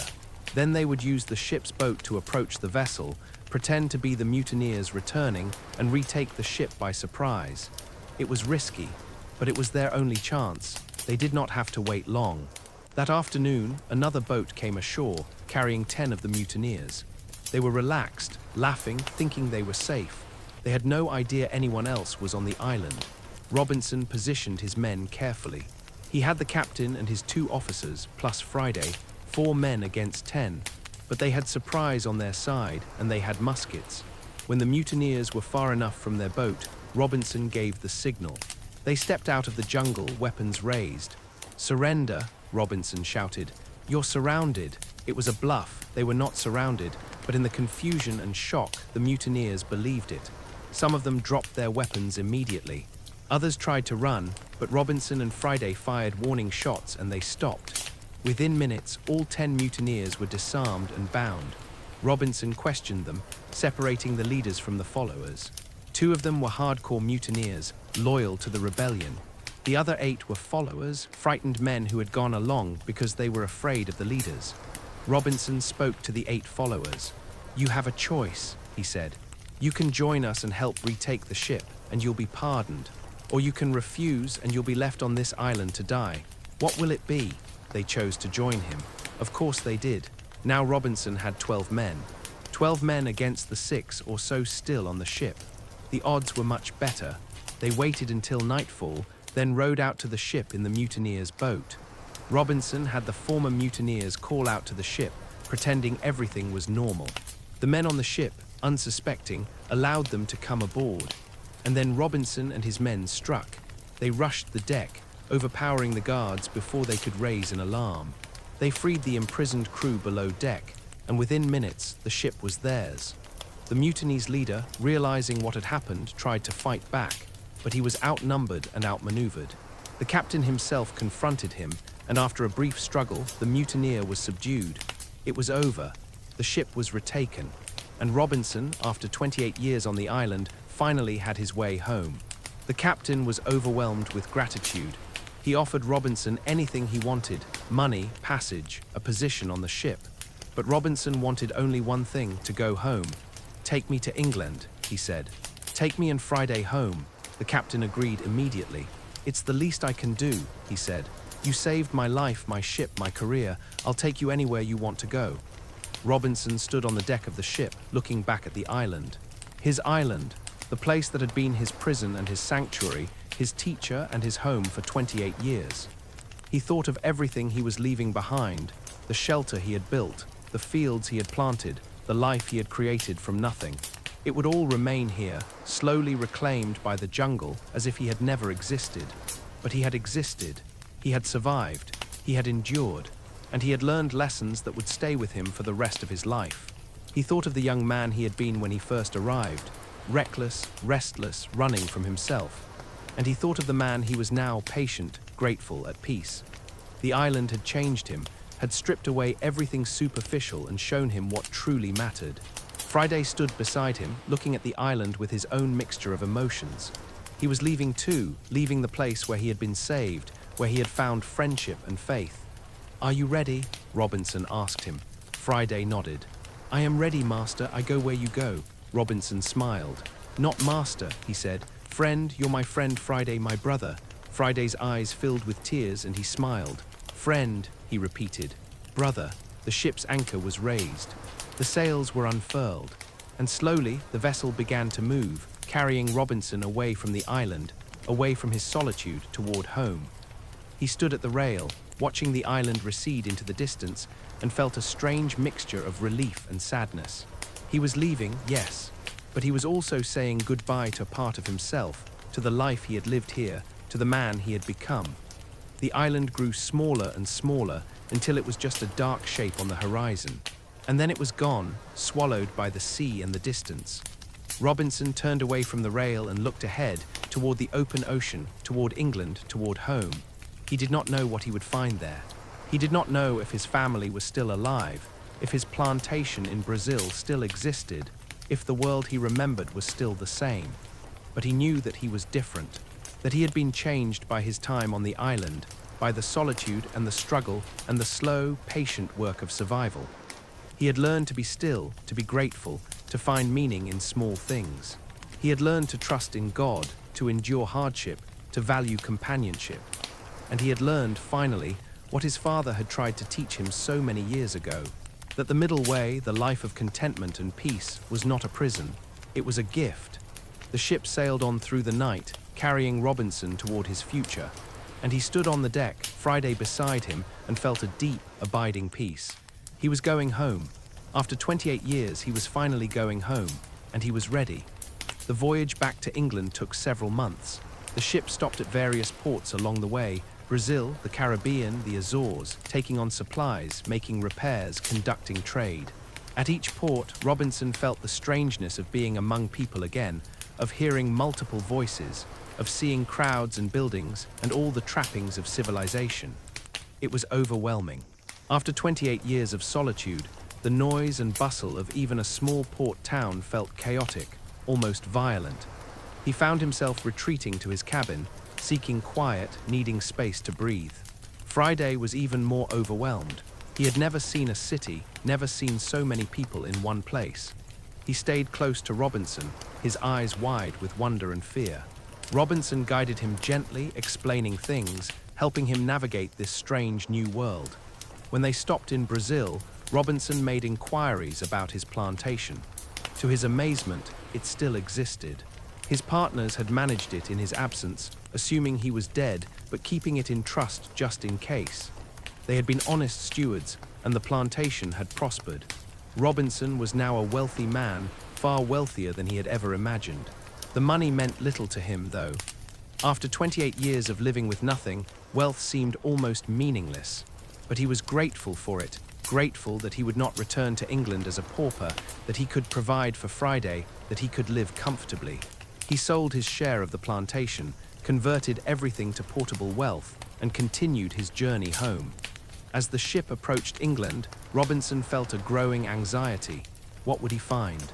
His parents were surely dead by now. They had been old when he left, and that was over 30 years ago. His brothers might still be alive, but they would be old men now, strangers to him. And what would they think of him? Would they even recognize him? He had left as a young man of 27, restless and foolish. He was returning at 55, weathered and grey, carrying the weight of 28 years of solitude. The ship docked in London on a grey, rainy day in June. Robinson stood on the deck, looking at the city, and felt a strange disconnection. This was England. This was home. But it did not feel like home. It felt foreign, alien, as if he were visiting a place he had only heard about in stories. He and Friday disembarked, carrying their few possessions. The captain had been generous, giving Robinson money and letters of introduction, ensuring he would be well received. They said their goodbyes, and Robinson thanked the captain again for his rescue. And then he was standing on English soil for the first time in over 3 decades, with no idea what to do next. He found lodging in a modest inn and began to make inquiries. He learned, as he had feared, that his parents were both dead. His father had passed away 10 years after Robinson left, his mother a few years later. Both had died believing their son was lost at sea. The guilt Robinson felt was almost unbearable. They had never known he survived. They had died in grief, mourning a son who was actually alive, building a life on a distant island. He wept when he learned this, wept for the pain he had caused them, for the years they had suffered needlessly. His brothers were still alive, though one was very old and infirm. Robinson went to visit them, and the reunion was strange and awkward. They barely recognized him, and he barely recognized them. They were old men now, settled in their lives, with families and grandchildren. They welcomed Robinson politely, but there was a distance between them, a gulf of years and experiences that could not be bridged. They asked about his life, about where he had been, and Robinson tried to explain the shipwreck, the island, the 28 years of solitude, but he could see in their eyes that they did not really understand. How could they? They had lived ordinary lives, safe and predictable. They could not comprehend what it meant to be utterly alone for nearly 3 decades. He stayed with them for a few weeks, but he felt like a stranger in their homes. They were kind, but they did not know him, and he did not know them. The family he had left behind was gone, replaced by these polite, distant relatives.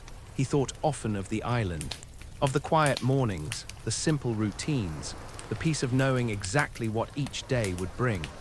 He had thought he wanted to return to civilization, to the noise and bustle of human society. But now that he was here, he found himself longing for the solitude he had left behind. Friday, too, struggled with England. The cold weather bothered him, and the crowds frightened him. He stayed close to Robinson, his only anchor in this strange new world. Robinson did his best to help him adjust, to teach him about English customs and manners. But he could see that Friday was unhappy, that he missed the island as much as Robinson did. One evening, as they sat by the fire in their rented room, Friday turned to Robinson with a sad expression. "Master," he said, "I do not like this place. It is too cold, too loud, too many people. I want to go back." Robinson understood. He felt the same way, but where would they go? The island was thousands of miles away, and he had no desire to return there. He had spent 28 years trying to leave. He could not go back. "We can't go back, Friday," he said gently, "but we can find a new place. Somewhere quieter, somewhere we can build a life." And so they did. Robinson bought a small estate in the countryside, far from London, far from the noise and crowds. It was a simple place, with fields and woods and a stream running through it. It reminded him in some ways of the island, quiet, peaceful, removed from the chaos of the world. He and Friday settled there, building a life together. Robinson farmed the land, not because he needed to, but because he wanted to. Because the work gave him purpose, gave him peace. Friday helped him, and together they created a small, self-sufficient world, much like the one they had left behind. Robinson also used his wealth to help others.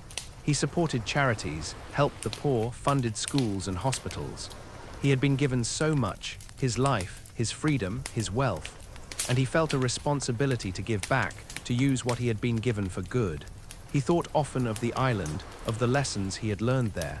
He had learned patience, gratitude, faith. He had learned to be content with little, to find meaning in simple things. And he tried to carry those lessons into his new life, to live differently because of what he had experienced. He also wrote about his experiences. He recorded his story in a journal, detailing his years on the island, his struggles and his triumphs.